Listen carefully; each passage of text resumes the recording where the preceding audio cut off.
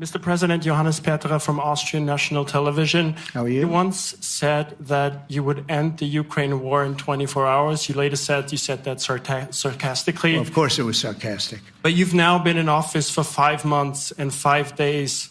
Why have you not been able to end the Ukraine war? Because it's more difficult than people would have any idea. Vladimir Putin has been more difficult. Frankly, I had some problems with 젤렌스키. You may have read about him.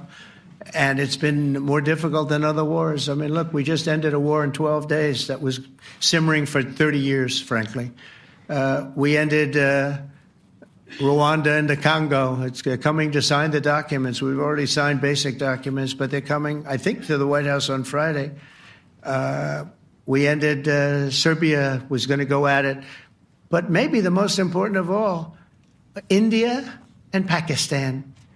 And that wasn't whether or not they may someday have nukes like we're talking about in the Middle East, like we're talking about with Israel and Iran. This is they have nuclear weapons. I ended that with a series of phone calls on trade. I said, look, if you're going to go fighting each other, it was getting very bad. You know how bad that last attack was. It was really bad. If you're going to go fighting each other, we're not doing any trade deal. No, you have to do a trade deal. I said, we're not doing any trade deal. And in fact, I had the general, who was very impressive. The general from Pakistan was in my office last week. You know, Prime Minister Modi is a great friend of mine. He's a great gentleman. He's a great man. And I got them to reason. I said, we're not doing a trade deal if you're going to fight. And if you're going to fight each other, we're not doing a trade deal. And you know what? They said, no, I want to do the trade deal. We stopped the nuclear war. Go ahead. BBC News Ukrainian.